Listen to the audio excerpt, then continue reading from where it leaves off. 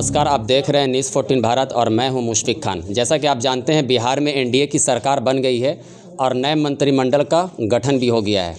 आज हमारे साथ बात करने के लिए हैं हिंदुस्तान अवामी मोर्चा के संस्थापक और पूर्व मुख्यमंत्री जीतनराम मांझी के बेटे संतोष सुमन जी। संतोष सुमन जी, स्वागत है आपका कि आपकी सरकार बनी और आप मंत्रिमंडल में आपको मंत्री बनाया गया। बहुत बहुत स्वागत है जी, बहुत धन्यवाद। और मैं इमामगंज की जनता को और ख़ास करके अपने आदरणीय नेता श्री जीतनराम मांझी जी और माननीय मुख्यमंत्री जी को आभार व्यक्त करता हूं कि मुझे इस लायक समझा कि एक दायित्व मुझे दिया गया है। जी जी सुमन जी, इस बार आपकी तो लॉटरी लग गई, 7 में से 4 सीट।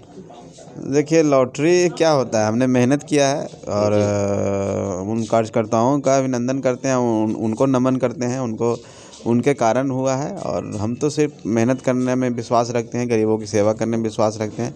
रिजल्ट तो आना जाना है। अगर आप समाज के बीच में रहेंगे, लोगों के बीच में रहेंगे, गरीबों का विश्वास जीतेंगे तो रिजल्ट तो आएगा ही। अगले मंत्रिमंडल के विस्तार में आपकी पार्टी से कौन मंत्री होंगे? देखिए, ये विशेषाधिकार माननीय मुख्यमंत्री जी का है और इस पर ज़्यादा टिप्पणी मैं नहीं कर सकता हूँ। और हमारी पार्टी की भी इच्छा है कि हमारे पार्टी से भी एक और मंत्रिमंडल में लोग शामिल हों, लेकिन ये विशेषाधिकार माननीय मुख्यमंत्री जी पर हम लोग छोड़ दिए हैं और उनकी इच्छा होगी और उनका आदेश होगा तो हम लोग अपना नाम बताएंगे, बैठ के विचार करेंगे। सुमन जी, आखिर आप लोग महागठबंधन का साथ क्यों छोड़ा? देखिए, महागठबंधन का साथ हमने नहीं छोड़ा, महागठबंधन ने हमको छोड़ दिया।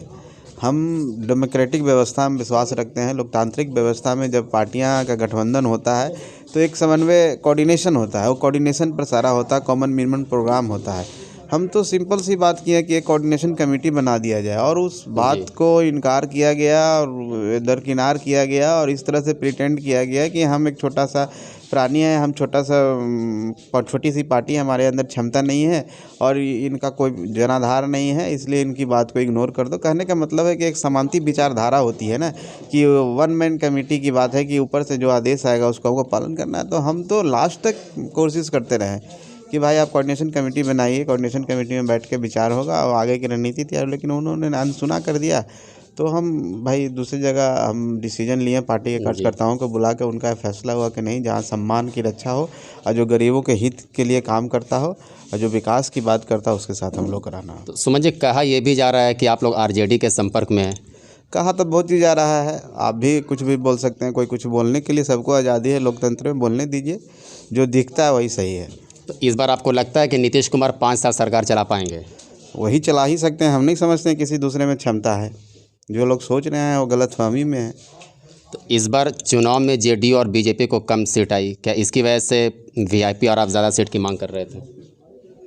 कम सीट तो अब न आई है, हम पहले मांग तो ये पहले था, यहाँ तो कोई बात ही नहीं हुआ और कोई कम सीट नहीं आता है। गठबंधन का सीट है, गठबंधन ने बहुमत दिया है, जनता ने जनादेश दिया है शासन करने के लिए और जो बहुमत का जो आंकड़ा है 122 से 125 है और उसके बाद भी हमारे लोग, कुछ लोग हम लोग साथ में है, तो कहीं पर सर, डिप्टी सीएम का ऑफ़र, अगर ऐसा ऑफ़र मिलता है तो क्या करेंगे आप? क्या उसको ठुकराएंगे या अपनाएंगे? जीवन में हमेशा इंसान को ये सोचना चाहिए कि आपका जो काम है कोई डिप्टी सीएम और सीएम और मंत्री बनने के लिए नहीं है। आप जिस फील्ड में आए हैं समाज की सेवा करने आए हैं, उन गरीबों की सेवा करने आए हैं जो गरीब अपनी बात को नहीं रख सकते हैं, उनकी आवाज़ बनने आए हैं। पद तो आता जाता है और इस सब चीज़ों में हम लोग विश्वास नहीं। हिंदुस्तान अवाम मोर्चा की कमान को आप संभालने वाले हैं, तो फिर किस तरह से तैयारी होगी आप लोगों की? देखिए, तैयारी तो धारदार तैयारी होगी। हम लोगों के बीच में जाना पसंद करते हैं, उन गरीबों के साथ बैठ के खाना पसंद कर सकते हैं, उनके साथ व्यवहार बनाना पसंद करते हैं, उनको दिल से दिल में जोड़ना चाहते हैं, परिवार बनाना चाहते हैं, ताकि हमारे साथ ये समझ के नहीं रहें कि कोई नेता के साथ ये समझ के रहें अपने भाई के साथ चल रहे हैं। और उनको हक मांगने में हमेशा झिझक नहीं होगा, क्योंकि आज के समाज में आप देखे होंगे, आप भी समाज में रहते हैं और समाज में गरीबों की स्थिति देखें, अपनी बात नहीं कह पाते हैं। अगर उनको थोड़ा चोट लगा है तो भी नहीं बता पाते, किसी दूसरे को कहते हैं कि हमको यहाँ पे चोट लगा, फलना वो कह दीजिए।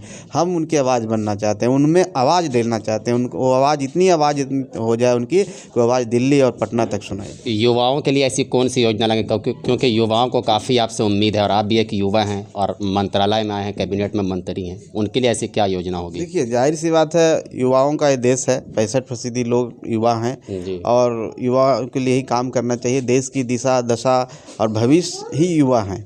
तो जाहिर सी बात है कि जो हमारी सरकार है, माननीय नीतीश कुमार जी के नेतृत्व में बहुत अच्छी सरकार चल रही है, विकासशील सरकार चल रही है और नीतीश जी का पूरा ध्यान है, उनका फोकस है और कोशिश किया जा रहा है कि कैसे रोज़गार का सृजन हो और सभी विभागों से मांगा गया है। और आप देखिएगा आने वाला समय में अच्छे रोज़गार के अवसर बिहार में आएंगे। कुछ लोग वादे करते हैं, वादे करने वाले में हम लोग नहीं हैं, हम लोग देने वाले में हैं। आपको 1 से 2 महीना के अंदर में देखिएगा कि यहाँ रोज़गार का सृजन होगा, अब बहुत सारे युवा उसमें शामिल होंगे और राज्य की तरक्की में उनका साथ होगा। तो सर, आप सरकार में हैं और अगर रोज़गार की बात कर रहे हैं तो 19 लाख रोज़गार देने की बात किया है आपकी जो बड़ी पार्टी है बीजेपी ने।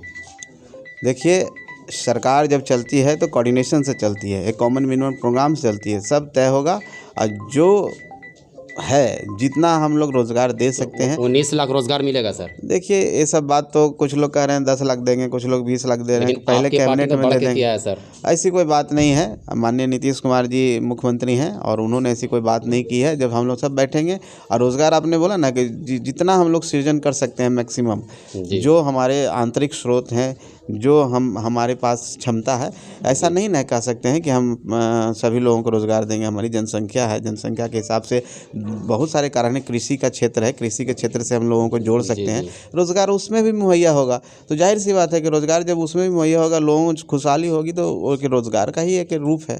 बहुत बहुत शुक्रिया सुमन जी हमसे बात करने के लिए। तो ये थे पूर्व मुख्यमंत्री जीतनराम मांझी के बेटा संतोष सुमन जी, जो कि बिहार कैबिनेट में खुद एक मंत्री हैं और इनका यह कहना है कि जब सरकार बनी है सब लोग मिलजुल करके सरकार चलाएंगे और जो भी उत्तम होगा, चाहे वो रोज़गार से हो या युवाओं के लिए हो, वो काम करेंगे। मैं मुशफिक खान, न्यूज़ 14 भारत, बिहार।